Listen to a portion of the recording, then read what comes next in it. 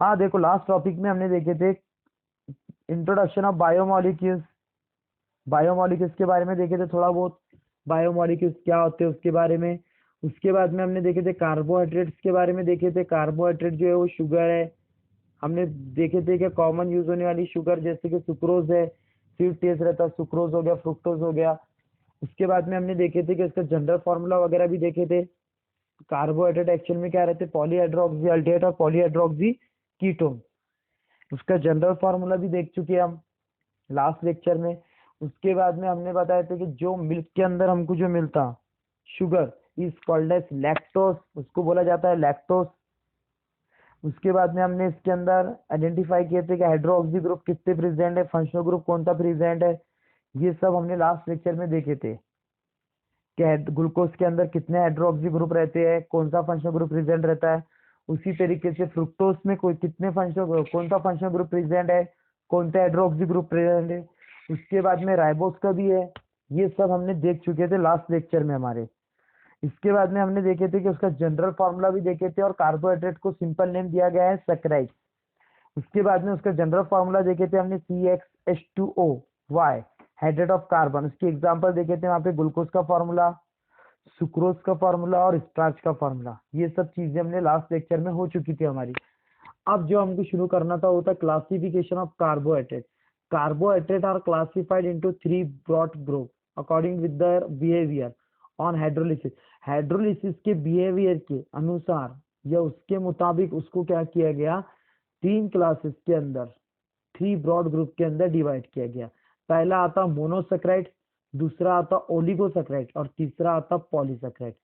Monosaccharide बोले तो वो कार्बोहाइड्रेट जिसको डू नॉट हाइड्रोलाइज फ्यूबली, जिसको हम और ज्यादा हाइड्रोलाइज नहीं कर सकते into smaller unit of polyhydroxy और कीटोन। मोनोसेक्राइड उसको बोला गया जिसको हम फ्यूबली हाइड्रोलाइज नहीं कर सकते, जो क्या है एक्चुअल में स्मॉल यूनिट है पॉलीहाइड्रोक्सी का और कीटोन का, is called as monosaccharide. Monosaccharide का मतलब जो सबसे छोटा यूनिट है जिसको हम फ्यूबली हाइड्रोलाइज नहीं कर सकते, इज कॉल्ड एज मोनोसेक्राइड। उसके बाद में आता oligosaccharide. This are monosaccharide, oligosaccharide. Oligosaccharide on hydrolysis, oligosaccharide की जब हाइड्रोलिसिस की जाती है तो यील्ड ऑफ 2 to 10, मतलब 2 से 10 यूनिट ऑफ मोनोसेक्राइड ऑब्टेन होते हैं।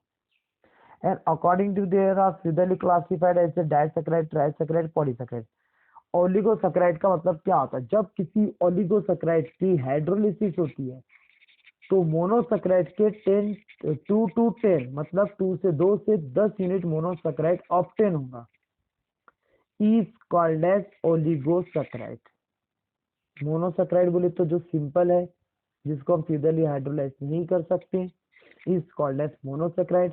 ओलिगोसेक्राइड उसको बोला गया जिसको हम फिदली हाइड्रोलाइज करने के बाद हमको 2 से 10 मोनोसेक्राइड के यूनिट ऑब्टेन होंगे, is called as oligosaccharide. Oligosaccharide को और क्लासिफिकेशन किया गया जैसे कि डाइसेक्राइड, ट्राइसेक्राइड, पॉलीसेक्राइड। सबसे पहले हम देखेंगे डाइसेक्राइड। डाइसेक्राइड बोले तो वो ओलिगोसेक्राइड जिसकी हाइड्रोलिसिस होने के बाद मोनोसेक्राइड के 2 यूनिट ऑब्टेन होते।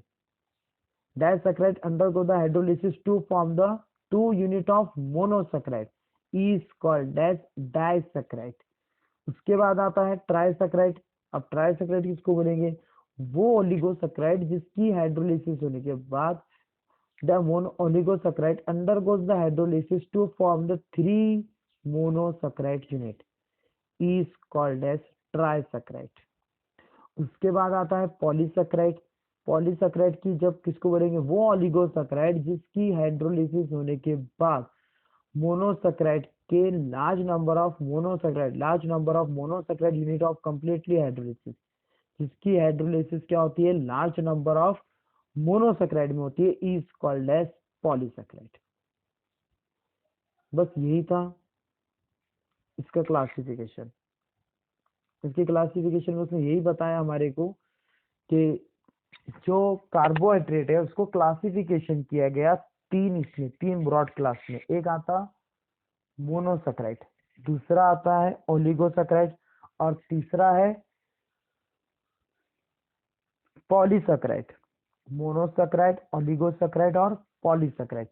सबसे पहले हम लेंगे इसके अंदर मोनोसैकेराइड। देखो यहाँ पे ये ट्री डायग्राम में बताया, monosaccharide do not hydrolyse into smaller unit, example है glucose, fructose, ribose, is called as monosaccharide.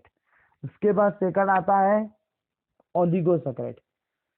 Oligosaccharide बोले तो the oligosaccharide undergoes the hydrolysis to form the yield of 2 to 10 monosaccharide unit on hydrolysis is called as oligosaccharide।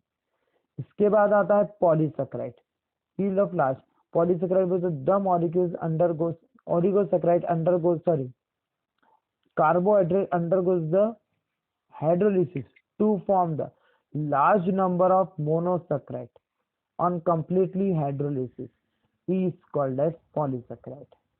अब देखो oligosaccharide को तीन इसमें divide किया गया, डाइसैकेराइड, ट्राइसैकेराइड और टेट्रासैकेराइड। डाइसैकेराइड में क्या होता है, दो यूनिट, वन जब oligosaccharide undergo the hydrolysis form the two unit of monosaccharide is called as disaccharide. उसके बाद आता है ट्राइसैकेराइड। ट्राइसैकेराइड किसको बोला गया, monosaccharide unit of hydrolysis give the three unit of monosaccharide. देखो yield of 3 unit of monosaccharide unit on hydrolysis is called as trisaccharide। उसके बाद आता है टेट्रासैकेराइड। the yield 4 monosaccharide monohydrate yield of 4 monosaccharide unit on hydrolysis is called as टेट्रासैकेराइड। चार आएंगे तो tetra. ये हो गई इसकी टी डायग्राम और उसका क्लासिफिकेशन। इसके बाद में हम नेक्स्ट लेक्चर में नोमेनक्लेचर ऑफ मोनोसैकेराइड पढ़ेंगे और क्लासिफिकेशन वगैरह, और इसके पहले का जो पार्ट है उसको रिवीजन लेंगे थोड़ा सा, और फिर नया यूनिट हमारा, नया टॉपिक हमारा शुरू करेंगे।